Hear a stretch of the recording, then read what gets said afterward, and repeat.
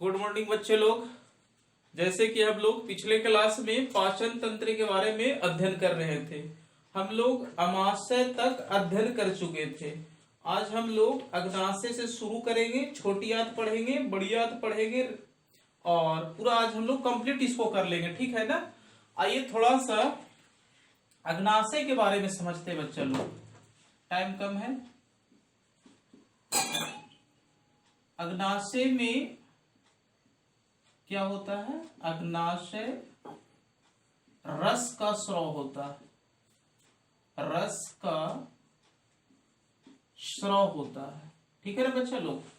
इसमें आप लोग को बताए थे एंजाइम, एक एंजाइम होता है ट्रिप्सिन, तो कुछ और भी सीख लेंगे इसमें।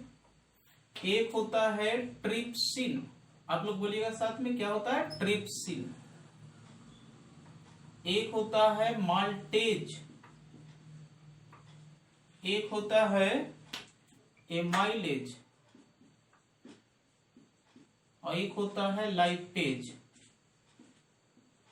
आप लोग इतना याद रखिएगा, इसको तो जरूर याद रखिएगा कि ट्रिप्सिन एंजाइम कहाँ होता है, तो अग्नाशय में होता है। माल्टोज कहाँ होता है, तो यहाँ होता है, ठीक है ना।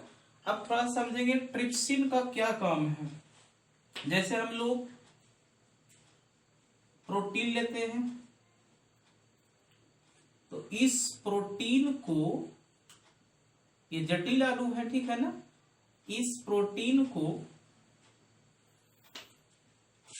टूटता है क्या? पेप्टाइड में, पेप्टाइड। और इस पेप्टाइड को तोड़ने का जो काम करता है बच्चा लोग, से पेप्सिन करता है। पेप्सिन जो कहां पर होता है? अमाशय में होता है। मतलब कि प्रोटीन को पेप्टाइड में तोड़ने का जो काम करता है, इसको चेंज करने का जो काम करता है, से कौन करता है? पेप्सिन। और इस पेप्टाइड को पॉलीपेप्टाइड में तोड़ने का जो काम करता है, पॉलीपेप्टाइड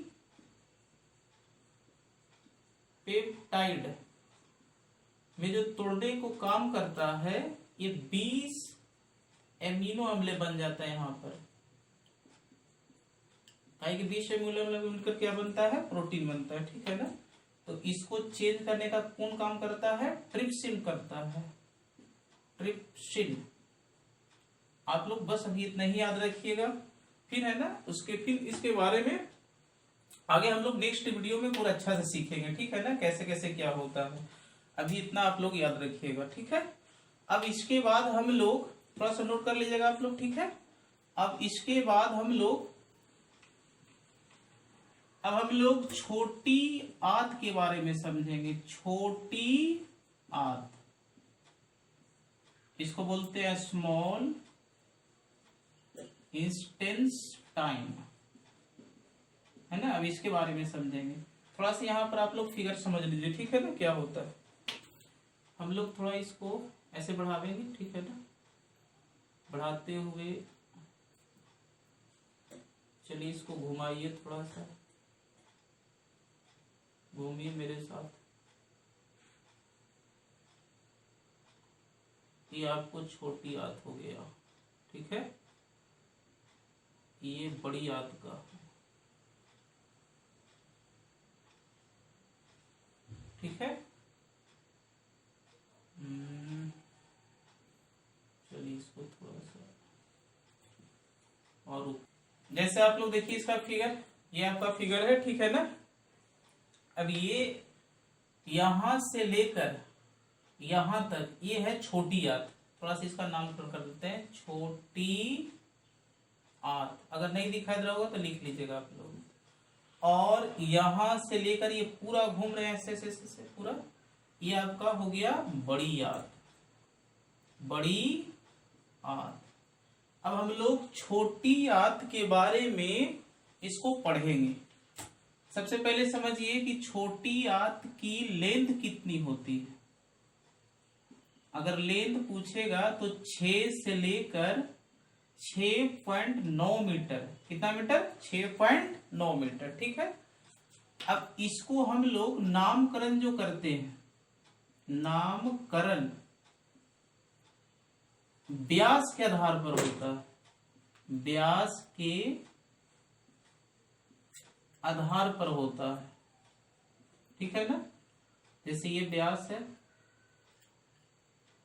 इसका ये व्यास है, इसी व्यास के आधार पर होता है। बड़ी आयत का कैसा होता है, इसका भी व्यास के आधार पर होता है, ऐसे ही, ठीक है ना। लंबाई के आधार पर इसका नामकरण नहीं होता बच्चों लोग, किसका आधार पर होता है, व्यास के आधार पर, ठीक है। अब इसको हम लोग 3 भाग में बांटते हैं, छोटी आयत को 3 भाग में बांटा जाता है। ये छोटी आयत को कितना भाग में, 3। एक हो गया ग्रहणी, इसको मिटा देते हैं, ग्रहणी,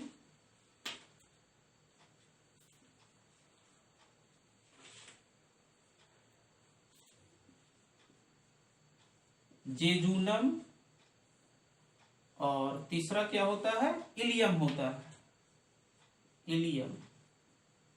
अब इसको थोड़ा सा आप लोग समझ लीजिए, ठीक है ना। इस ग्रहणी के बारे में समझेंगे कि ग्रहणी क्या है। आप यहां पर ये समझिए कि अमाशय से जुड़ा रहता है, ग्रहणी किससे जुड़ा रहता है, अमाशय से जुड़ा रहता है, ठीक है ना।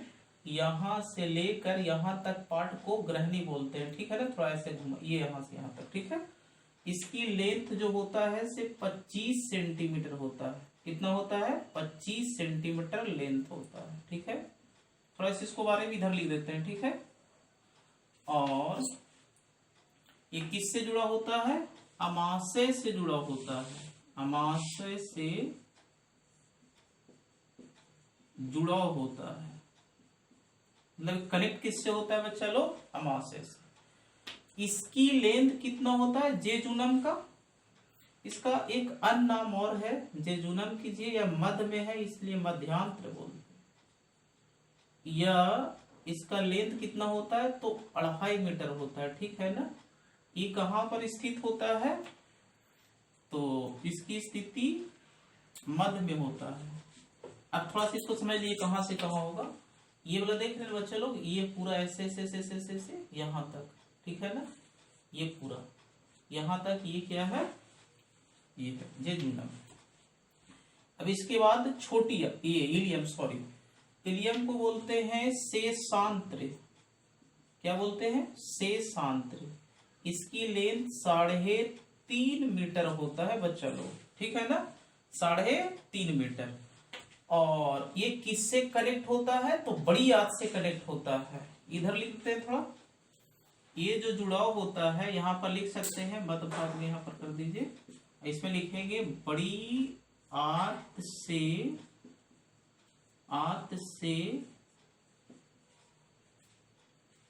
जुड़ाव इसका होता है, ठीक है ना। अब इसके बाद हम लोग बड़ी आयत के भी किससे भाई, तो सिक्कम वाला भाग से होता है, सिक्कम भाग से। आगे बताएंगे सिक्कम क्या होता है, ठीक है ना। अब इसके बाद थोड़ा सा और समझेंगे, इसको समझ लीजिए, ग्रहणी, जेजूनम और इलियम, ठीक है ना। इसके बाद और थोड़ा समझेंगे इसमें,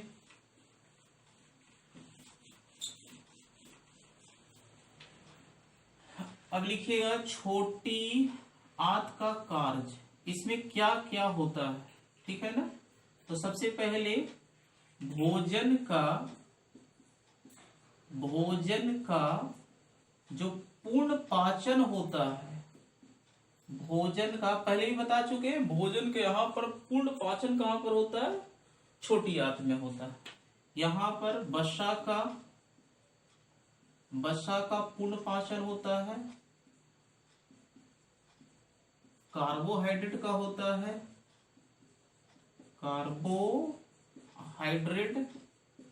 हाइड्रेट का पूर्ण पाचन होता है, और न्यूक्लिक अम्ल का, लगभग सभी का न्यूक्लिक अम्ल का पूर्ण पाचन होता है, ठीक है ना। और इसके बाद समझिएगा प्रोटीन का पाचन, प्रोटीन का भी पाचन यहीं पर होता है, प्रोटीन का पूर्ण पाचन भी यहां पर होता है बच्चा लोग, ठीक है। ठीक है फ्रेंड। और इसमें क्या होता है, भोजन का स्वांगीकरण होता है। क्या होता है, स्वांगीकरण। स्वांगीकरण मतलब होता है कि बॉडी जो है, हमारा शरीर का जो अंग है वो एनर्जी को लेता है, ठीक है ना, भोजन में से जो भी एनर्जी है उसको लेता है और शरीर के विभिन्न भागों में पहुंचाता है, जिससे हम लोग का क्या मिलता है, एनर्जी मिलता है। तो भोजन का स्वांगीकरण कहाँ पर होता है, तो छोटी आंत में होता है, ठीक है। अब इसके बाद थोड़ा सा और समझिए। अब देखिएगा, छोटी आंत में कुछ हार्मोन भी होते हैं, हार्मोन, ठीक है ना। इसका थोड़ा सा नाम याद रखिएगा कि छोटी आंत में कौन कौन हार्मोन होते हैं। एक गैस्ट्रिन, एक गैस्ट्रिन होता है, ठीक है, सॉरी, और एक होता है सिक्रेटिन। ये दो हार्मोन के बारे में आप लोग जानकारी रखिएगा। तो छोटी आंत में मुख्य रूप से हम लोग का जो याद करना है, इसे क्या याद करना है कि इसका 3 भाग होता है, बोलिएगा साथ में, गुड, ठीक है, इलियम, ठीक है। और इसमें भोजन का पूर्ण पाचन होता है, चाहे वसा हो, कार्बोहाइड्रेट हो, प्रोटीन हो, न्यूक्लिक अम्ल हो, सभी का पाचन कहां पर होता है, यहां पर होता है। और भोजन का स्वांगीकरण भी कहां पर होता है बच्चा लोग, छोटी आंत में होता है। इसमें 2 हार्मोन होता है, एक गैस्ट्रिन होता है और सिक्रेटिन होता है। अब इसके बाद हम लोग बड़ी आंत को पढ़ते हैं, थोड़ा सा और बचा है, ठीक है ना। बड़ी आंत, बड़ी आंत लिखिएगा, साथ में लिखिएगा, बड़ी आंत, लार्ज इंटेस्टाइन, ठीक है। 1 मिनट रुकिएगा, थोड़ा सा इंक डालते हैं। हाँ, तो समझिएगा बच्चा लोग, हम लोग बड़ी आंत पर बात कर रहे थे, सॉरी, लार्ज इंटेस्टाइन, ठीक है ना। अब इसका लेंथ कितना होता है, थोड़ा सा इसका लेंथ समझेंगे। इसका लेंथ 1 से लेकर 1.5 मीटर तक होता है, ठीक है ना, 1.5 मीटर। और इसका भाग कितना होता है, और इसका भी नामकरण किस पर होता है बच्चा लोग, गुड, आप लोग समझ गए होंगे, व्यास के आधार पर होता है, लंबाई के आधार पर नहीं होता है, व्यास के आधार पर होता है, डायमीटर के आधार पर होता है, ठीक है ना, व्यास के आधार पर होता है, ठीक है बच्चा लोग।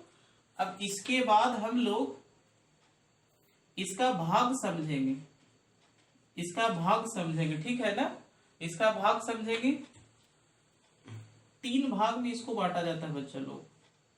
कितना भाग में, 3 भाग में। अब समझिएगा 3 भाग कहां से कहां तक होता है, यहां से लेकर ये वाला पार्ट, ये पूरा कहलाता है सिक्कम, सिक्कम, इसको इंग्लिश में याद रखिएगा, उडुक्का में वो बोलते हैं हिंदी में, ऐसे छोड़ दीजिए इसको, अच्छा नहीं लग रहा है। और यहां तक पार्ट को क्या बोलते हैं, कोलोन, इसको बोलते हैं कोलोन। और यहां से लेकर यहां तक भाग को क्या बोलते हैं, रेक्टम, गुड, रेक्टम, ठीक है। अब समझिएगा सिक्कम क्या होता है, तो ये सिक्कम किससे कनेक्ट होता है, इलियम से, गुड। ये जो होता है से इलियम से, छोटी आंत के इलियम से कनेक्ट होता है, ये छोटी आंत के इलियम से कनेक्ट होता है। एक चीज और समझिएगा बच्चा लोग इसमें, कि इस सिक्कम में यहां पर देख रही है, यहां पर पुच्छ होता है, पुच्छ, इसको अपेंडिक्स बोलते हैं, ठीक है ना, ये ऐसे निकला हुआ है ना, अपेंडिक्स, ठीक है ना। तो इसी सिक्कम पर क्या होता है, इसी सिक्कम में पुच्छ होता है, पुच्छ, बताएंगे पुच्छ क्या होता है, अभी तुरंत बता रहे हैं। या इसको बोलते हैं कृमि रूपी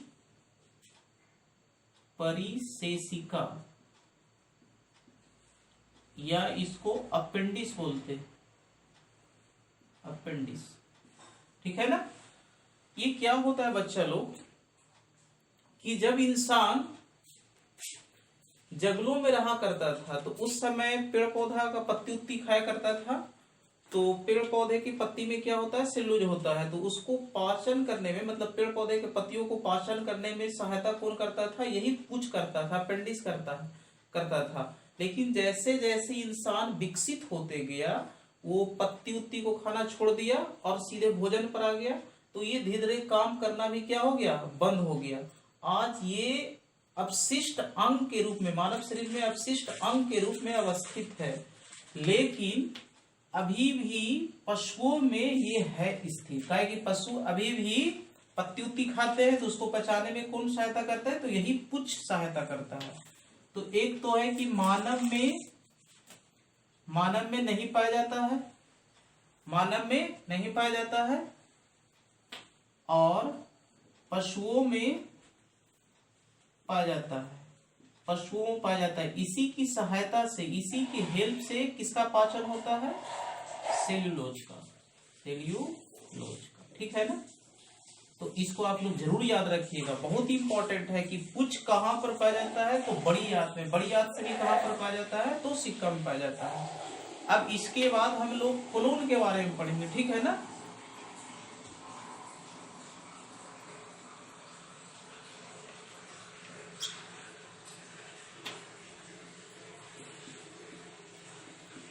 इसके बाद हम लोग कोलोन के बारे में पढ़ेंगे, ठीक है ना।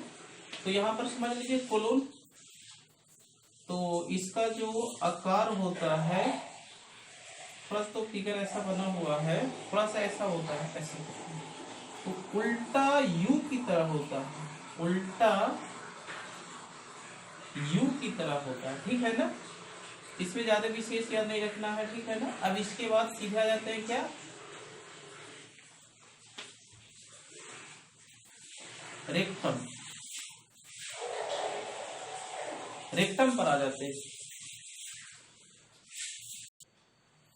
हाँ तो देखिएगा बच्चे लोग, सॉरी थोड़ा सा, ये रेक्टम हम लोग पढ़ रहे थे। तो रेक्टम जो है ये बड़ी आंत का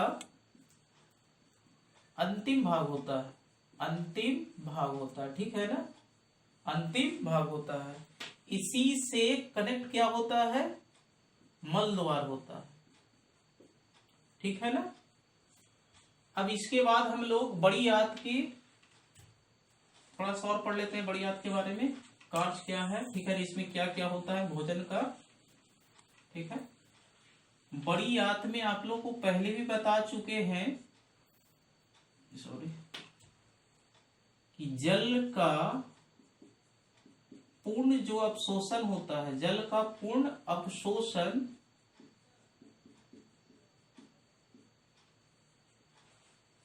बड़ी आंत में होता है। और दूसरा क्या कर सकते हैं, अपशिष्ट पदार्थ को बाहर निकालने का काम करता है, निकालने का काम करता है, ठीक है। अपशिष्ट पदार्थ को बाहर निकालने का काम करता है, ठीक है ना। ये हो गया आपकी बड़ी आंत। और इस तरह से ये पूरा पाचन तंत्र क्या हो गया बच्चा लोग, कंप्लीट हो गया। लेकिन इसमें हम लोग बहुत बार एंजाइम शब्द का प्रयोग किए हैं कि यहाँ पर पेप्सिन होता है तो ट्रिप्सिन होता है, लाइपेज होता है तो टाइलिन होता है, लाइसोजाइम होता है। अब थोड़ा सा हम लोग एंजाइम के बारे में पढ़ लेते हैं कि एंजाइम होता है तो क्या होता है। चलिए थोड़ा सा एंजाइम के बारे में नोट कीजिएगा। एंजाइम तो आप लोग पढ़े होंगे शायद कि एक प्रकार का प्रोटीन होता है, एक प्रकार का क्या होता है बच्चा लोग, प्रोटीन होता है, या इसी प्रोटीन का दूसरा नाम पॉलीपेप्टाइड है, पॉलीपेप्टाइड।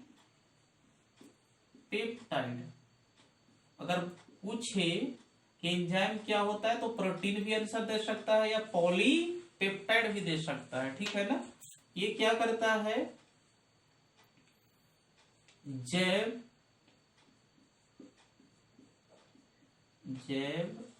बायो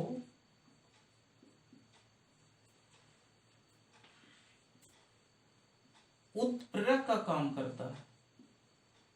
अब ये भी दे सकता है प्रश्न कि जैव बायो उत्प्रेरक किसको बोलते हैं, तो एंजाइम को कहते हैं। जो हमारे शरीर में जैविक रासायनिक क्रिया जो होता है, मतलब भोजन को तोड़ने का जो काम होता है, ठीक है ना, वो कौन सहायता करता है, तो एंजाइम सहायता करता है। तो ये जैव बायो उत्प्रेरक का काम करता है, मतलब जैविक क्रिया को एक्टिवेट करता है, मतलब जैव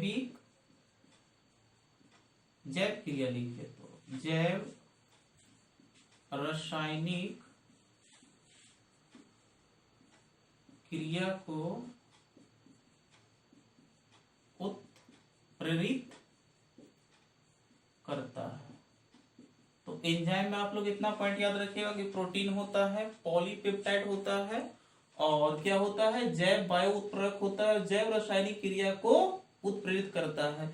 इस तरह से हम लोग पूरे पाचन तंत्र के बारे में अध्ययन किए।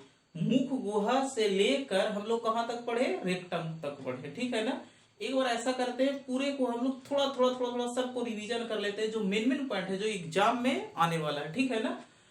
सबसे पहले समझेंगे मुख गुहा के बारे में। मुख गुहा में दो प्रकार का एंजाइम होता है, बच्चा लोग बताए थे ना, एक होता है टाइलिन और एक होता है लाइसोजाइम। तो टाइलिन का क्या काम होता है बताइएगा, स्टार्च को शर्करा में तोड़ता है, ठीक है।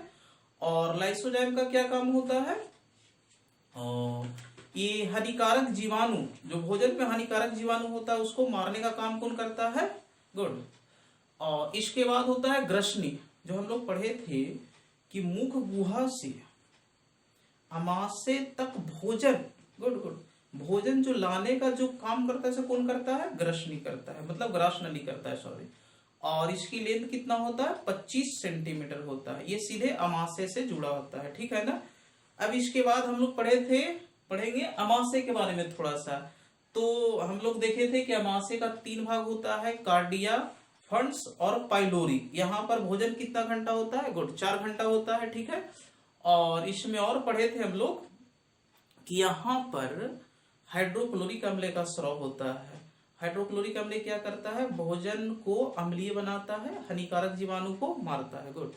और इसमें पढ़े थे और क्या कि यहाँ पर एक रेनिन एंजाइम स्रावित होता है। रेनिन क्या करता है बच्चा लोग, हाँ समझ रहे बात को, बच्चे लोग में दूध का दही बनाने का जो काम करता है कौन करता है, रेनिन करता है।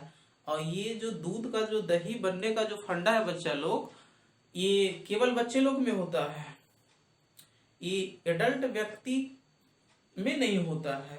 अगर एडल्ट व्यक्ति में होगा तो दिक्कत होगा भाई, रिश्ता भी कर सकता है, ठीक है ना। इसके बाद हम लोग पढ़ेंगे अग्नाशय। अग्नाशय में बताए थे यहाँ पर ट्रिप्सिन एंजाइम का स्राव होता है। ट्रिप्सिन क्या करता है बोलिएगा, तो प्रोटीन को तोड़ता है, पेप्टाइड में तो पेप्सिन तोड़ता है, और पेप्टाइड को पॉलीपेप्टाइड में जो तोड़ता है कौन करता है, ट्रिप्सिन करता है, ठीक है। अब इसके बाद हम लोग पढ़े छोटी आंत। तो छोटी आंत के 3 भाग होता है, ग्रहणी, ठीक है, जेजुनम और एक इलियम, ठीक है। और इसमें क्या होता है कि भोजन का पूर्ण पाचन होता है, बोलिएगा साथ में, वसा का, न्यूक्लिक एसिड का, कार्बोहाइड्रेट का और प्रोटीन का यहाँ पर पूर्ण पाचन होता है, ठीक है। और यहाँ पर भोजन का स्वांगीकरण होता है। स्वांगीकरण मतलब क्या होता है, शरीर का प्रत्येक अंग जो है, शरीर का प्रत्येक अंग क्या करता है, भोजन में से जो एनर्जी होता है उसको अवशोषित करता है, पूरी एनर्जी को क्या करता है, फैलाता है, जिससे हम लोग काम कर पाते हैं, ठीक है, गुड। और इसके बाद हम लोग पढ़े बड़ी आंत। तो बड़ी आंत का 3 भाग होता है, ठीक है ना। एक हो गया सिक्कम। सिक्कम में क्या होता है, आप उनको बताए पुच्छ, अपेंडिस।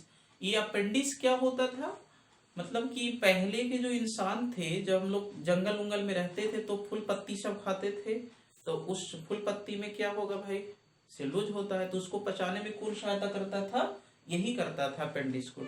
लेकिन जैसे जैसे इंसान विकसित हुआ तो क्या हुआ भाई, अब अच्छा अच्छा खाना मटेरियल खाने लगा, तो अभी ये काम क्या हो गया, इसका ठप पड़ गया। ठप पड़ गया तो ये अपशिष्ट, मतलब कि यहाँ पर बोल सकते हैं, क्या बोल सकते हैं, अब क्या इसको बोले थे अभी बताइए,